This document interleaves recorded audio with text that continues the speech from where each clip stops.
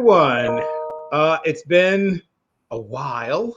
Um, I guess the last time we were all together, it was still 2022. And we didn't know who the national champion was going to be in college football and uh, other stuff. So now we do know. And we're now focused on which of those college players are going to make that transition successfully to the NFL. And championship week coming up in the NFL reminds us how many players, obviously are 4 and 5 stars, everybody's talking about. But then we look at Brock Purdy, or then we look at, some of those players who, Alex Kappa, unfortunately, is a guy that, is not going to be able to go, but he became a vital linchpin to a championship level team. And Alex Kappa is not a guy who was a 4-star or a 5-star or a 3-star or even a 2-star, right? Guy went to Humboldt State. I am familiar with Humboldt State because I spent a lot of time watching, like the GNAC and Missouri Valley Conference and, the MIAA, and I watch more Division II football probably than most people do.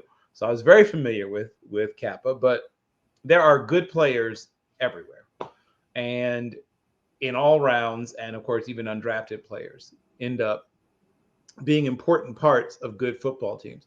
So I wanted to spend a little time, and by a little time, I mean probably right around an hour, maybe ish, talking about some of our favorite sleepers in the draft. And of course, the term sleeper means different things to different people. I hear people describing players as sleepers who are likely to go like in the middle of the third round. To me, that's not really a sleeper. But like I said, different means different things to different people. So I'll start asking you, who are some of your favorite guys who most people don't think of as top of the draft, or early round prospects that you really think have a really good chance to be good football players?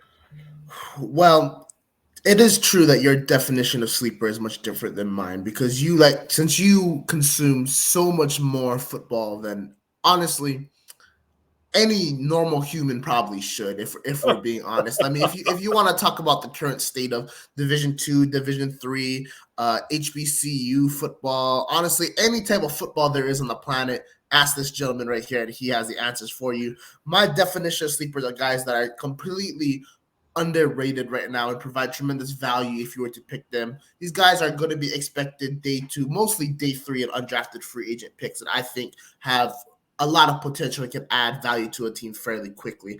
With that being said, I'm going to kick it off with the quarterback position. Now, this draft is going to be quarterback heavy, to say the least, in the beginning because of the lack of quarterbacks last year of higher quality.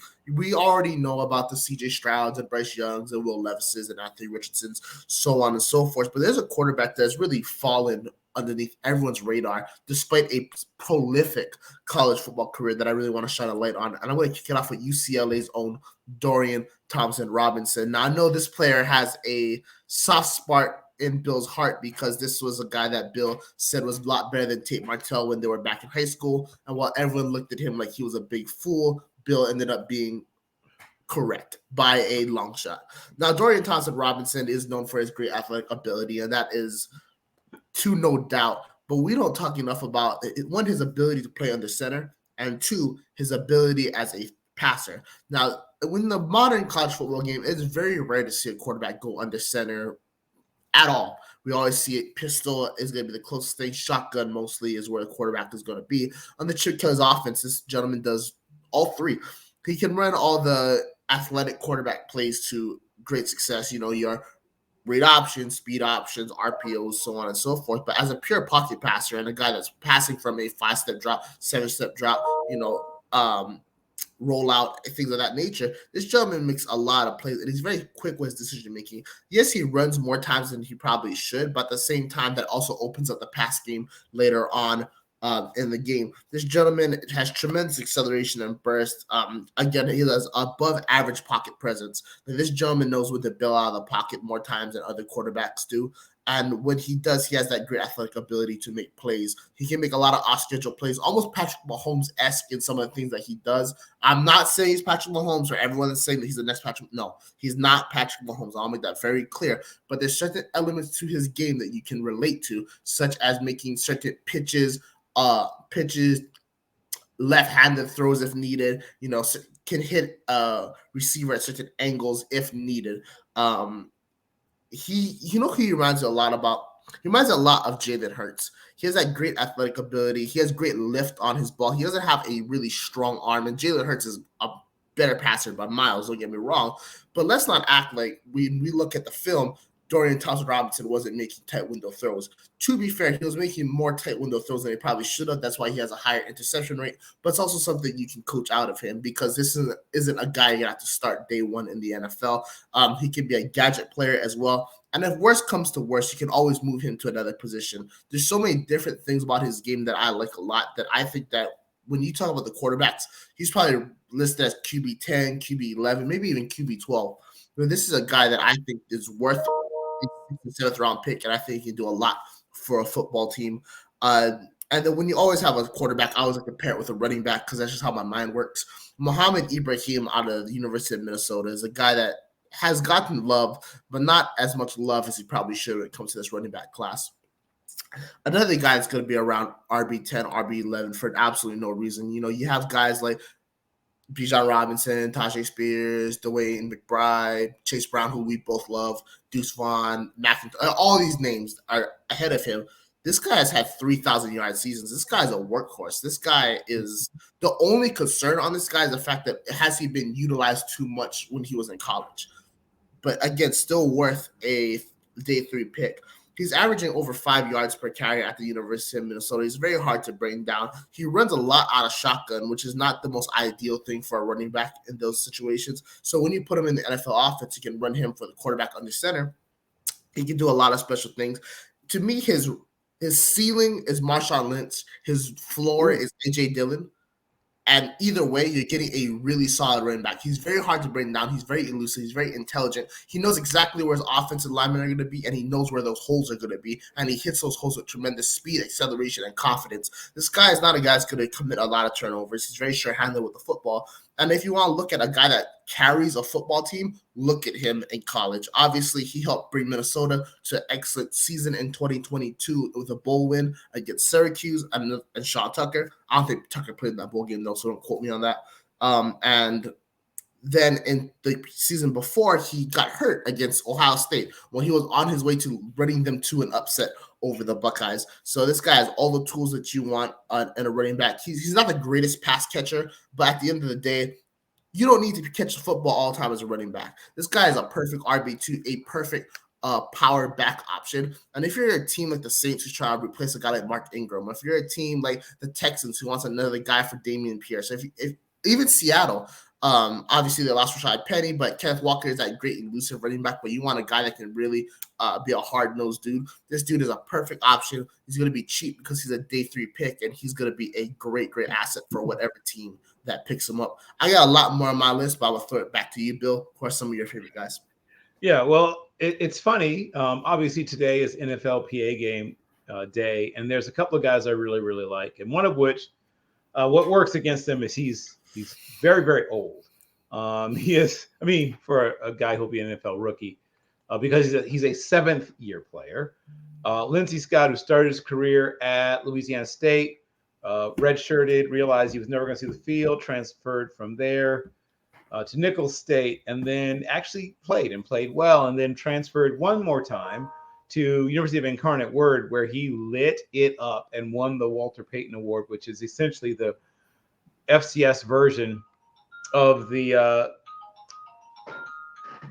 Heisman Trophy. And one thing that I would tell you, while I'm not going to go like completely insane and say that this guy is, halfway between Russell Wilson and Seneca Wallace, what I will say and what I feel is probably true is that he's a developmental player that if he's given the right situation, the right coaching, the right everything, at the very worst, I mean, we're looking at what the Ravens trotted out when when Lamar went down, guys like Tyler Huntley.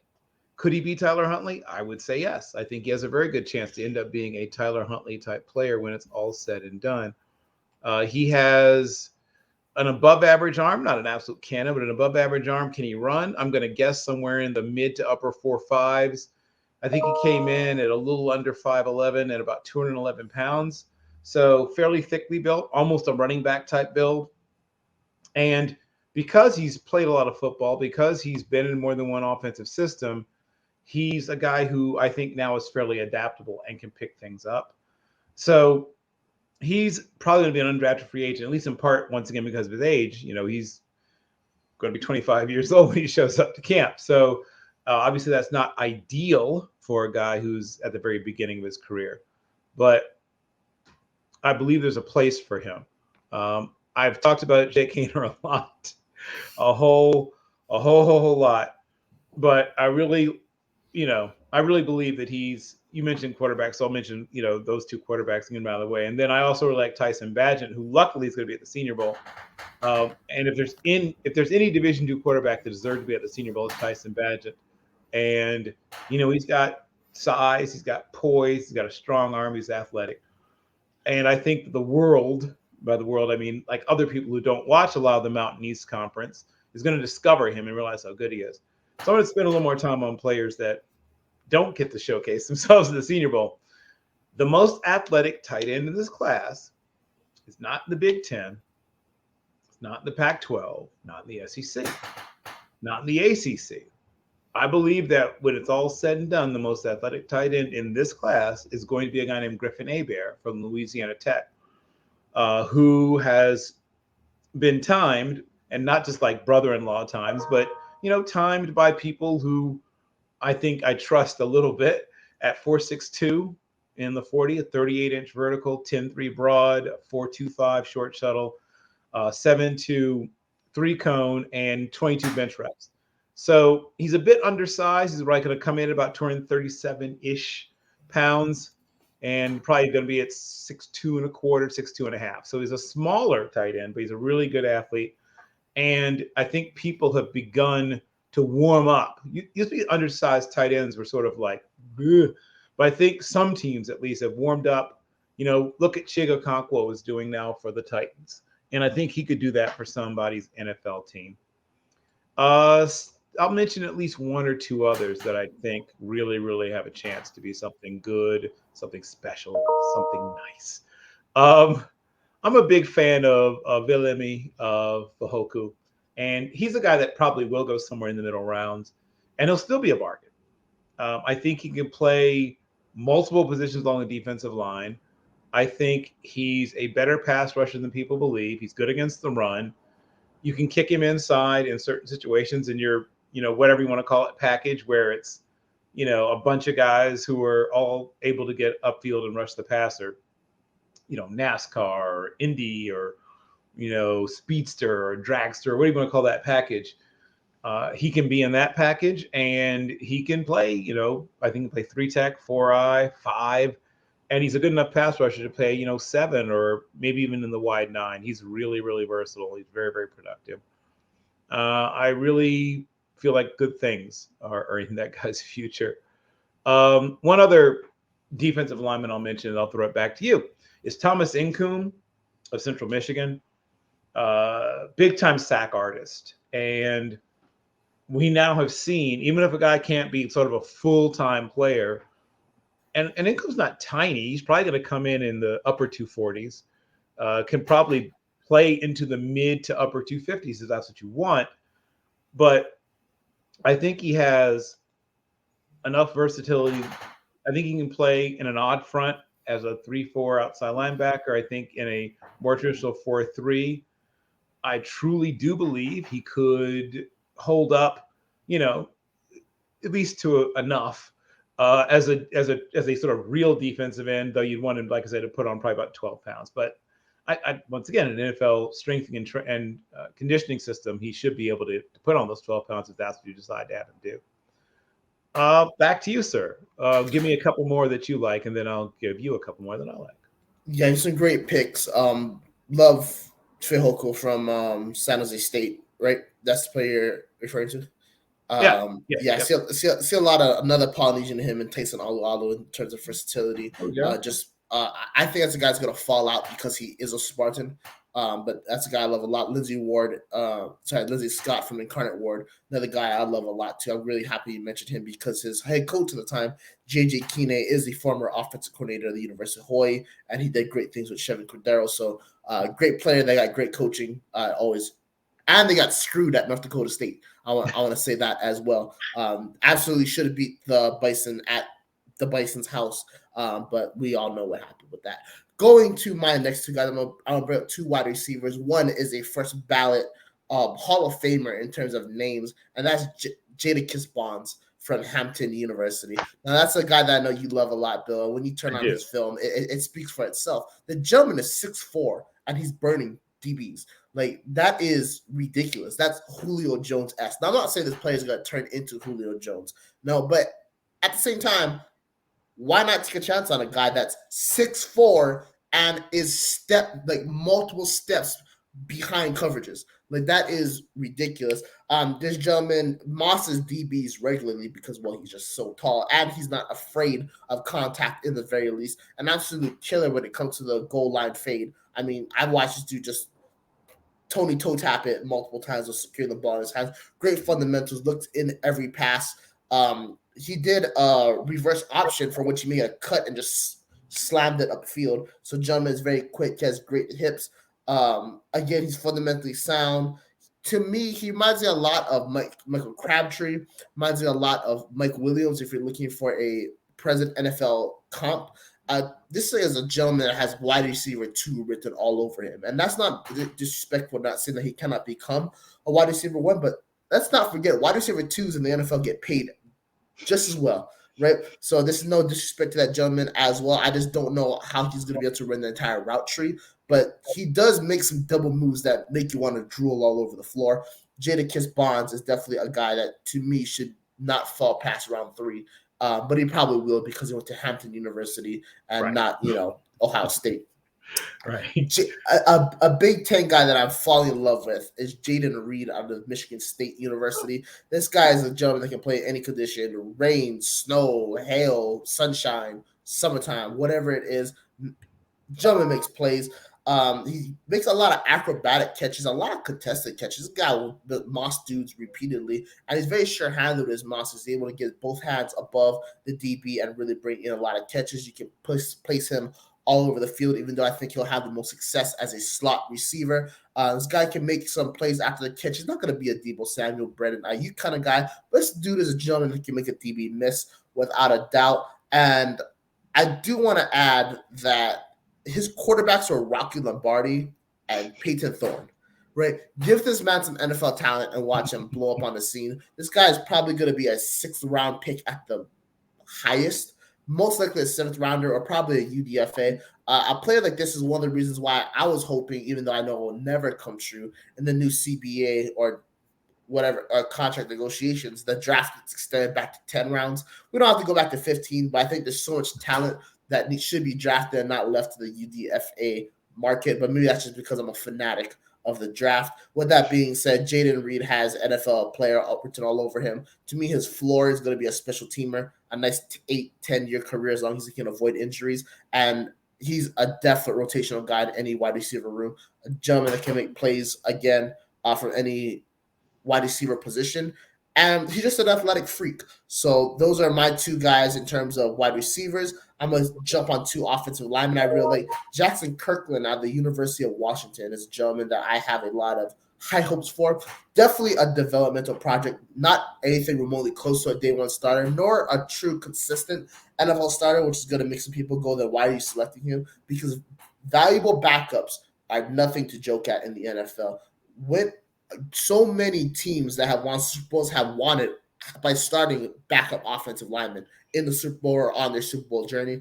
This was a dude that was kind of left to dry by the University of Washington in terms of how they played him, because they played him at left tackle when he has a guard written all over him. But even at tackle, he did pretty decent, especially against Michigan. And he had Aiden Hutchinson coming down the pipe. When he has great extension, pretty good balance. I really like how he squats and how low he gets. And again, you can move him all over the line because he has the experience at left tackle. He's a guard for sure. You can put him on either left or right. I really like him in run plays. Pass plays, I think he's gonna need a lot more time to develop. But when you're looking at a day 3 value, I think he has the things to be a nice 6 to 7 year NFL career at the very minimum. A guy that I think is complete, even though he's rated high, he's a sleeper because he's just not getting the love that he should, is Darnell Wright out of the University of Tennessee. Right now, I think he's my number 2 tackle on the board. He's my number 1 right tackle. And the reason why I love right tackle so much is because it's so hard to find good quality right tackles coming out of college. Like, when's the last time that we can honestly say we saw a great right tackle come out of college, be a high draft pick? There's Lane Johnson, who's a first rounder. Yeah, I was going to say Lane Johnson probably the last one. You can say Abraham Lucas, but he fell in the draft because there were a lot of concerns for him. But realistically, when you're looking at the right tackles in the NFL, those are a lot of guys that have to transition from the left. This guy is a born right tackle, so you're not going to have that developmental period in terms of not only having him grow from a college football player to an NFL player, but having him grow from a left tackle to a right tackle either. This guy can step in. I love this guy. You just got to put on his highlights against Will Anderson Jr. to really show how dominant of a force this dude is. Love his bend on pass protection. This gentleman can do a one step and blast you. He can do multiple steps and blast you. He's very fundamentally sound. He's not doing the what's his name? Who is the left tackle plays currently for the Saints that came from Northern Iowa that we all like to joke about? Oh, Trevor Penny. Yeah, he's not doing the Trevor Penning karaoke to try and get to the edge rusher. This guy recovers so well when he has any type of blown assignment, and those blown assignments are very, very rare. He can run at him straight up, he'll block you. He can run any type of stunt and he'll block you. He's great on the run game as well. And I think he has Penei Sewell written all over him. This dude is an athletic freak. No real injury concerns to my knowledge. And to me, this is a dude that's a day 1 starter that's probably going to be a round 2 or round 3 pick, even though, in my opinion, he should be a top 20. This is a player that a lot of teams can use considering the lack of star power in the right tackle position. And it's going to be a shame to see this gentleman drop. So those are my 2 wide receivers and 2 offensive linemen. Got to kick it back to you, Bill. Who do you like? I will get to that moment. But first, listen to this very important message. In 2006, we founded Yeti Coolers with a simple mission: build the cooler we use every day if it existed. One that was built for the serious outdoor enthusiasts rather than for mass discount retailers. One that could take the abuse we knew we'd put it through, out in the field and on the water. One that simply wouldn't break. We decided early on that production innovation would come from necessity and first-hand experience, not from market research and data analysis. Today, Yeti products perform when it matters most. Whether that be an excursion into the remote Alaskan wilderness, chasing redfish on the Gold Coast, or just getting together with friends in the backyard, we make gear that helps you stay out longer, travel farther, and live harder. Hashtag built for the wild. Enjoy 40% off site-wide. Interesting. Enjoy 40% off site-wide. Vitable takes the guesswork out of feeling good. Get your own personalized daily vitamin pack safely delivered to your doorstep every month. Take their online quiz to find out which vitamins and minerals can support your personal needs based on your own diet and lifestyle. Hashtag only what you need, nothing that you don't. All vitamins are manufactured in Australia at the highest quality standard. Ingredients come in the best form for their absorption by your body. Enjoy 40% off site-wide using code NBS40 at checkout. This commercial is brought to you by TrueBrain. Say hello to TrueBrain. We're not magicians. We're not going to turn you into a rocket scientist, unless you're already a rocket scientist. We're not big pharma, and our products are custom made to boost mental output. We empower people to do their best thinking. So, you asked about offensive linemen, or you talked about offensive linemen, and here's a guy who, if you can imagine a guy who had a lot of the same physical aspects, a lot of the same physical qualities that a guy like Trevor Penning had, but without some of the WWE, And once again, a small school guy, in fact, smaller school guy than Trevor Penning. And he, like his quarterback Tyson Bagent, will both be at the Senior Bowl. So they will both get quote unquote discovered there.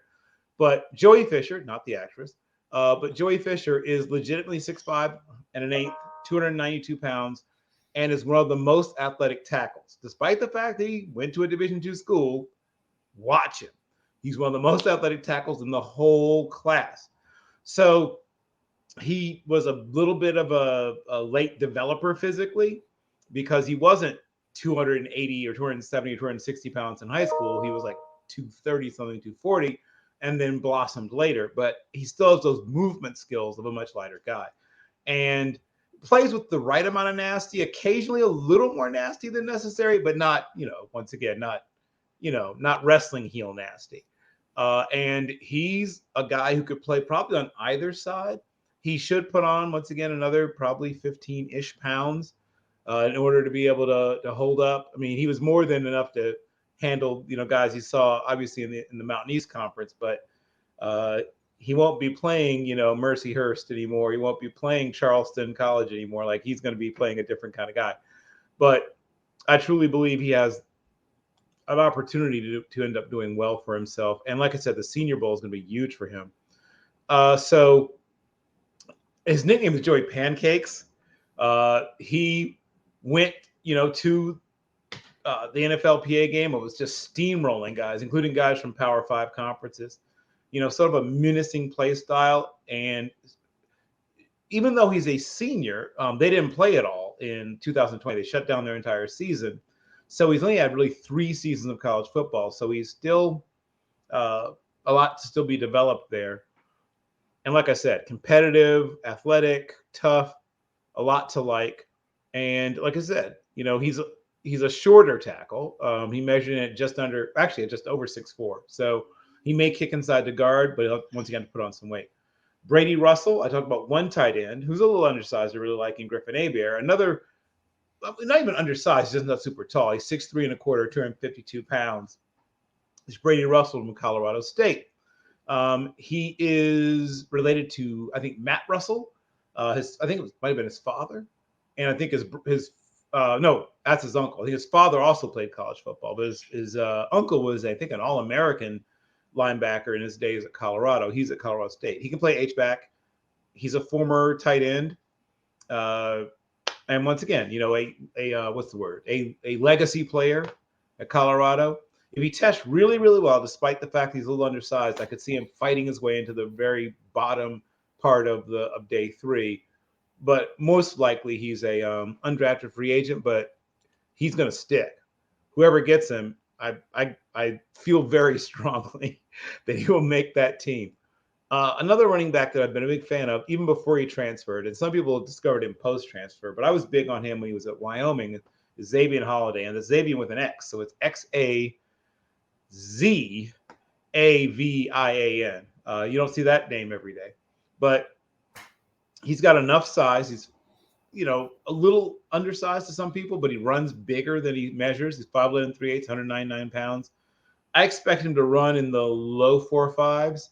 It's not impossible he could break, into the 4.4s, but I really like him, and I think he's going to surprise the people who are, at least people who are not already sort of familiar with what he can offer, what he can do.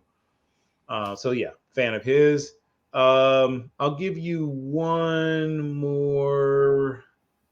other wide receiver. So you liked one HBCU big body wide receiver. I'll give you one more. Shaq, aka Shaquan Davis from South Carolina State, is another big body guy. 6'4 3/4, 217 pounds, 9 3/8 hands, 34 1/8 arms. So he's long. He is a long person.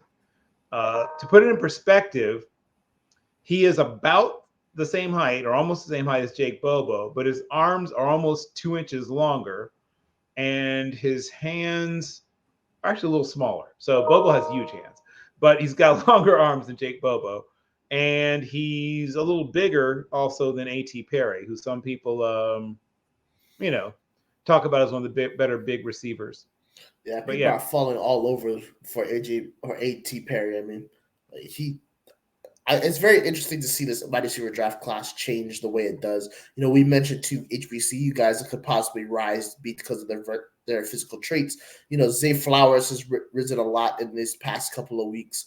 And with the risers, there's a lot of guys that have fallen. Like Todd McShay said that he doesn't believe Jackson Smith and Jigba is a first round graded wide receiver. He's going to go in the first. He may not go as high as some people think. Some people have him as their wide receiver 1, and I don't think he's that. No, I think he's purely a slot guy. He's purely a slot guy without a doubt, but he's also not the 33rd best player in the draft. He's a lot better than 32 other dudes. You know what I mean? So like, there's no way he can list 32 dudes that are better than him in any type of mock. So it's very going to be interesting to see this fluctuation with the wide receivers in terms of how guys rise and how guys fall. Because I say Jadakiss Bonds now. Wait till we get to testing day. If this dude runs anything of an impressive 40, he's going to rise without a doubt. So it's going to be very interesting to see that rise. But with wide receivers, there's always the DBs you have to match them, right? So I'm going to mention two guys that I have. I have two safeties and two corners. I'll start with my corners. Starting off from the University of Illinois, Jartavius Martin. Now, everyone is drooling over Devon Witherspoon, and guess what? I am too. This dude is that I love him so much. I think he's going to be a phenomenal NFL talent. But like our dear friend Greg Rector says, whenever there's a great cornerback 1 on the field, you always want to look at the other guys because those are guys that are going to be getting the attention and, those guys, the ball is going to be going to them. Jartavius Martin is going to be one of the better slot corners in this draft, if not in the NFL in a couple of years, in my opinion. This dude has hops for days. I mean, when you talk about a guy that can make a play on the ball, this is exactly him. I love the way he turns his head when it comes to when the ball's coming towards the intended receiver. He's always has good coverage. It's very rare to see him commit a penalty, in my opinion. And I see a lot of Bryce Callahan in this dude. Now, this guy isn't going to be as aggressive as Witherspoon, and to me, he doesn't have that hard-hitting nature that Witherspoon has, but you don't need it from a guy like him. This guy's going to be a guy that's going to come in, spend 2 years as a backup, and then grow into a really good NFL slot corner nickelback who's going to spend, 8 to 10 years in the NFL. I just love this gentleman's play. I think he plays at a very physically dominant conference. He's shown an ability to rise to that occasion. And he's probably going to be a late day 2, early day 3 pick. I think this dude should be a high round 3, late round 2 kind of guy, but he's just not going to be there because of the depth that's in this cornerback class. So you got to get this guy for a tremendous value. And this guy you can put him on the outside as well. I don't think he belongs on the outside, but if you need to, he can make the switch. Another guy that I have loved since his days on Last Chance U, and I think he's going to be a star in the NFL, is going to be Rajon Wright. His brother Nashawn was a 4th-round selection by the Dallas Cowboys a couple years ago. Oregon State was probably Jonathan Smith's stifling defense that absolutely smoked teams in the Pac-12 and ended up with a Las Vegas Bowl win, a dominant Las Vegas Bowl win over the University of Florida this past bowl season. He's 6'2", all Pac-12 first team. He has an eye for the ball as well. He's not afraid to make a hit. He's not afraid to get physical. He's very sound defensively, but the thing that makes him rise above everybody else is his vert.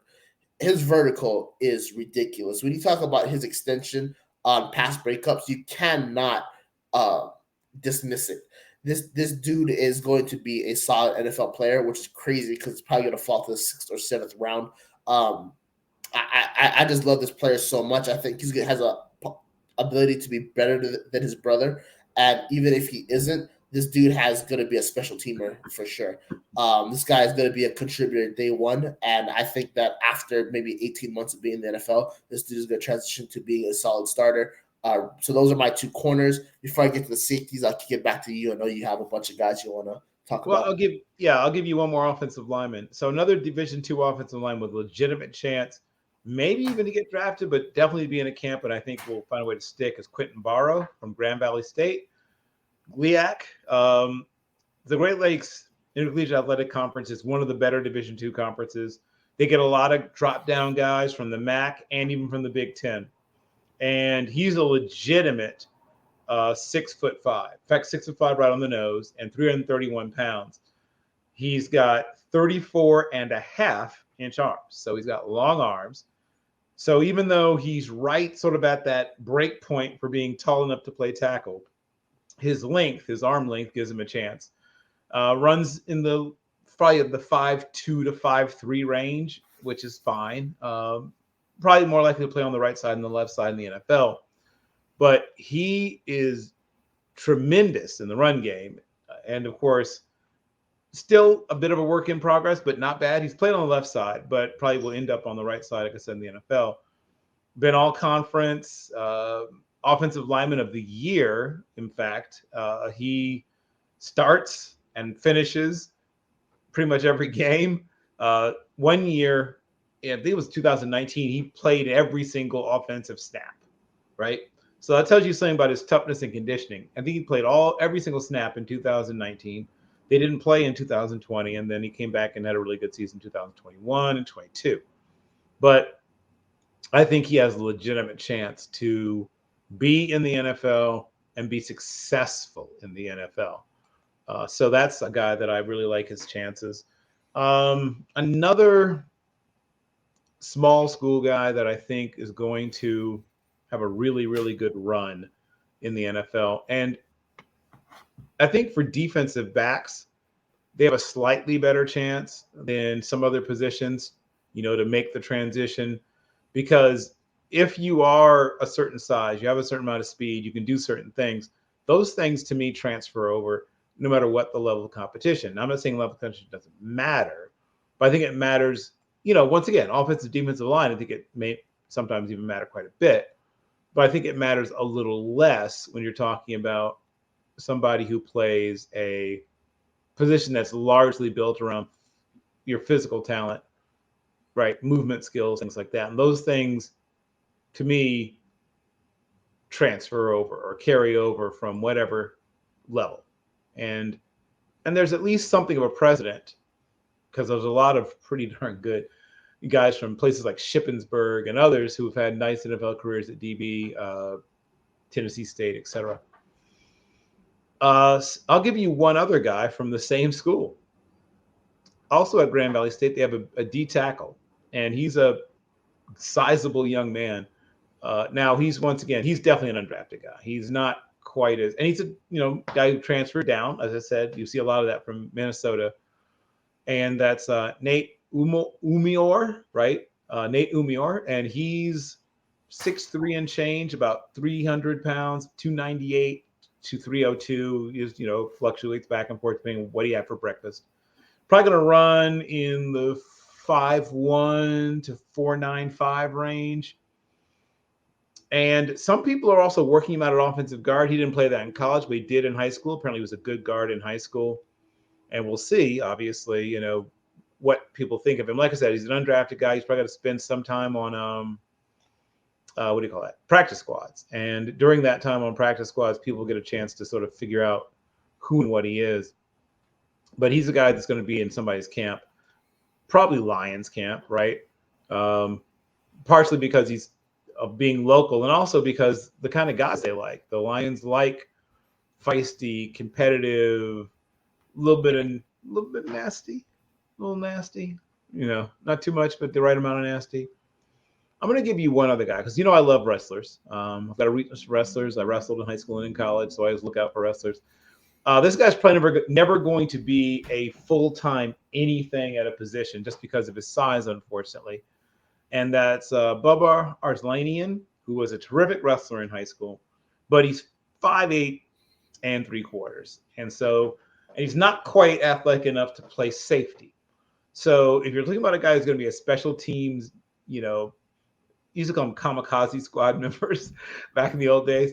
I think people realize that might be a tiny bit racist, and they stopped doing it. But whatever term you want to use, special teams demon is another term I've heard. But he could be your future special teams captain.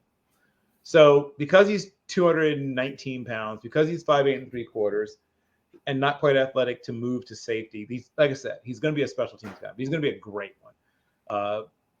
He's utterly fearless, a tremendous tackler, and an okay athlete. Probably runs about 4.68-ish, somewhere between 4.68 and maybe 4.76, somewhere in that range. But like I said, not quite an athlete to move to safety. Do you have other guys that you like? Yeah, another guy that's a safety that I think is going to be a special teamer, 7th-round pick without a doubt, is going to be Kayvon Merriweather out of the University of Iowa. 6 foot. He doesn't really get blocked out of plays. He's a pretty surefire tackler. Got some questions when it comes to his coverage ability, so definitely going to be a backup DB without a doubt for majority of his NFL career. But this is a gentleman that has tremendous athleticism, great leadership skills, and once again, special teamer written all over the board when it comes to a player of his nature. Let's not forget under Phil Parker's defense how, I don't want to use the word complex, but there is a lot of responsibilities a DB needs to understand, and he understands it very well. So I have no worries when it comes to him transitioning from the college football game to the NFL in terms of mental status. Skinner is, I think it's JL Skinner, but that's not my guy. That's not my guy though. JL Skinner is going to be the safety that a lot of people are going to be drooling about coming out of Boise, Idaho, Boise State. I like Tyreek Jones. To me, he exemplifies the modern day hybrid player. I think he did a very good job transitioning into Andy Avalos' defensive scheme. I just concerns on him. He doesn't wrap up on his tackles. He is an ankle diver for sure. But in terms of being a solid backup, even transitional starter or situational player, this guy I think has a lot of potential for being a day 3 pick. He's pretty decent in coverage, but you can place him all over the field. And I'm a Chargers fan, clearly. If you look at a guy like Derwin James, you always talk about the chess pieces. However, when you move him around the field, you also don't have him as a safety as well, and that can be detrimental to your team. So this is a guy that you can kind of put out on the field to kind of do different things, and he'll have good success at it, while allowing yourself to keep your stars in the positions for which they're best at. So that's why I really like him. He's a real situational player. That's why you're not going to see a lot of teams exercise a higher draft pick around him. I would be surprised if he got drafted in the 5th. To me, the highest is the 6th, most likely 7th, possibly even a drafted free agent, because there's a lot of guys who I had low day 3 grades on that went undrafted in 2022, and probably McKinley the 3rd, Verone McKinley the 3rd is my biggest example out of Oregon of that, but there's other guys as well. With that being said, I think that he provides tremendous upside for the risk. And again, situationally, I think he can do a lot of great things for a lot of these new modern NFL defenses. Yeah, and as you said, since more and more teams, I mean, every team, whether they, say it flat out or not, is their base is nickel. Everybody's base is nickel nowadays. Yeah. Your 3rd linebacker, or if you're an odd front team, 4th linebacker is a reserve. That guy's not really, even if you list him as a starter, that player's not a starter. Your starter is your 3rd safety. Yeah. And the place for that player is, I mean, that's an incredibly important player. And so if you don't have that guy, and then the backup to that guy, right, is also an important player. So even if this person doesn't become a starter, as you just pointed out, the fact that you have extra depth. So by eliminating one linebacker and saying we need that extra safety, you also now need that extra safety's backup. And so, yeah, I'm with you on that. And I'm definitely interested to see what happens to some of these guys. I'm going to give you one other small school defensive back. Very intelligent. Guy who's made things like the honor roll and president's list and things like that is Javion Inslee of Stetson, the same Stetson that gave us people like Donald Parham, who was a guy that I bothered everyone about when he was coming out. And I'm so happy to see him, find an NFL home and look like he's going to, establish himself as a valuable reserve player. But a big fan of his, and I'm a big fan also of Javion Inslee. Once again, a safety with range and size. You like that apparently. So if you haven't checked him out, check him out. In addition to just, like I said, physical aspects, I mentioned his mental capabilities. So in 10 games, he managed 6 interceptions, right? And one he took back for a touchdown. Thinks the game at a high level, has good size, moves reasonably well. Now, I don't have a great sense of his time speed yet, but I'm excited and interested to hear what that will be when he does get a chance to get a clock on him. He certainly looks like he can go. It's just that because he's in the Pioneer League, and the Pioneer League is a non-athletic scholarship. So it's FCS, but it's non-athletic scholarship FCS. So all the young men who play in the Pioneer League either have academic scholarships or are paying their own way like a normal student. So no question about if you love ball or not, right? When you don't have an athletic scholarship and you're still out there doing it. So yeah, I like a lot of things about him. I like Javion's size. I like his mental, like I said, mental abilities. I like his instincts. I like his fact that he catches interceptions. They don't clank off his hands. He doesn't pop them up in the air. I like guys who catch them. So check him out. Do you have anyone else you want to mention before we close this sucker out? Nope, that's my 10 players at the moment. A lot of, obviously, I think this really displays what I like to find in the lower rounds. I like a lot of backups, a lot of special teamers, a lot of versatile players. But if I had to pick one of these guys that I think is going to really break out on the scene and be a true NFL star, I think it comes down to 2 guys, and that's going to be Jadakiss Bonds and Rajon Wright. 2 of the most athletic freaks. Bonds is – I don't like to consider measurables as a big part of my evaluation, but it's hard to ignore a receiver of that height. Right. Now, if anyone can be tall, anyone can be fast, but he's tall, fast, and he can catch. When you have all those things, to me, it really doesn't – the school doesn't really matter. We've seen so many great players come out of, smaller schools and again, I always go back to the John Stallworth argument. This dude was not playing on NFL quality fields and was still cooking people. Right. Put him on an NFL quality field, and I just think the sky's the limit. Grass, though, not turf, because turf is absolutely horrible on whatever position you play. But put him on some NFL grass, I think he's going to start cooking DBs on a regular basis. Right. I'm going to give you, once again, I mentioned him once before. I'm going to mention him once again. So Shaquan Davis from South Carolina State, once again, big guy, led all of FCS in yards per reception at 22.58. It's almost 22.6 yards a catch. And a big guy, right? So normally we think possession receiver when you see a guy Shaquan's size. He can go. So between those 2, right, those are both guys who I think have a really good chance. And then I'm going to mention one other guy, a small school pass rusher.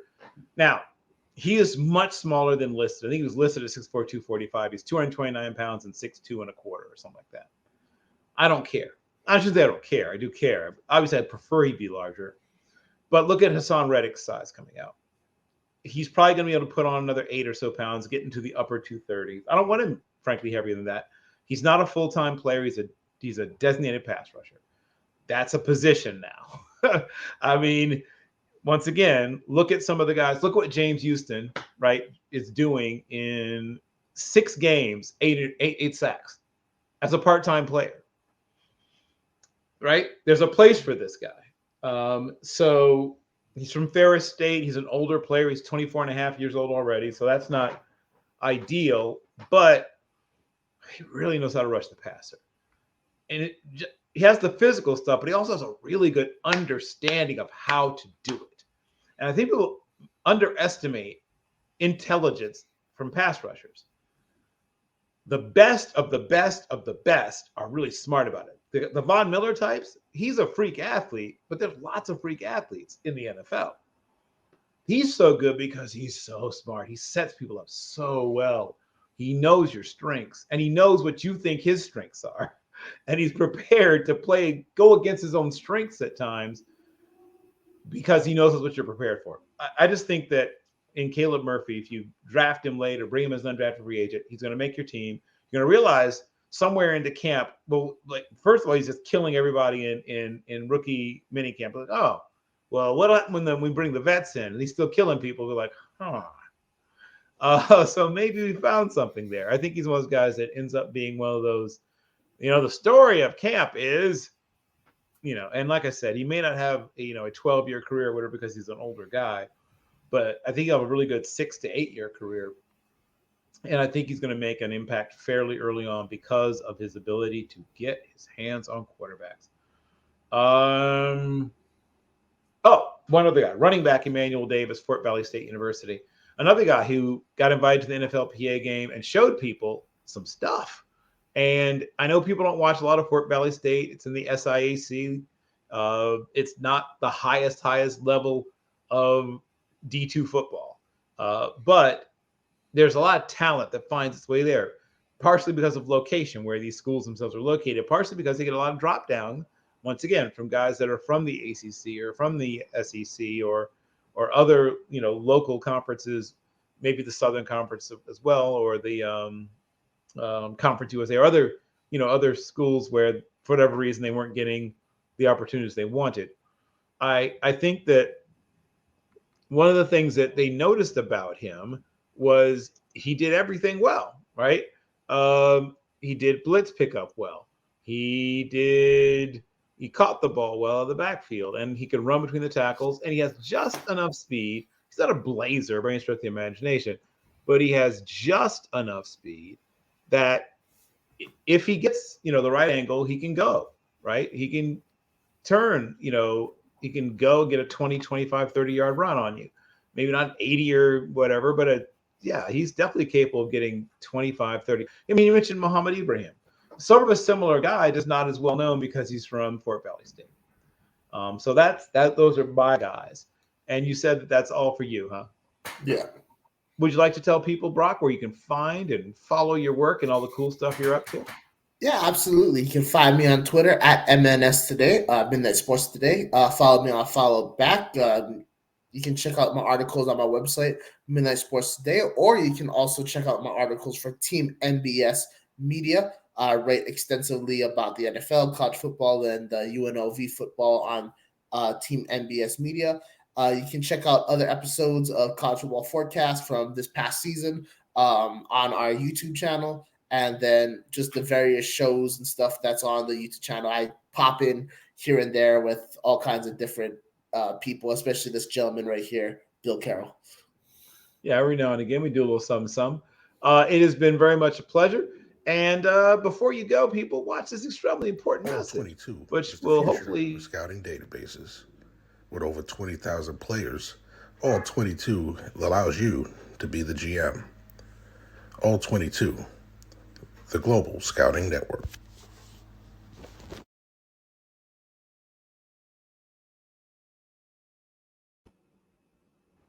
On behalf of my co-host, Brock Vieira, on behalf of Team NBS Media, and on behalf of people who just love college football and the NFL Draft, I thank you so much for your time, your attention, and of course, Brock, I thank you for your talent. We are out. We may or may not do another one of these quick and dirties between now and the draft. Brock will be showing up at some point on the show I do with Jeff Barnes, Draft Central, to talk about some of his other favorite players, and especially we'll want to have his insights into some of the Pacific and of course Polynesian prospects and things like that. Thank you so much.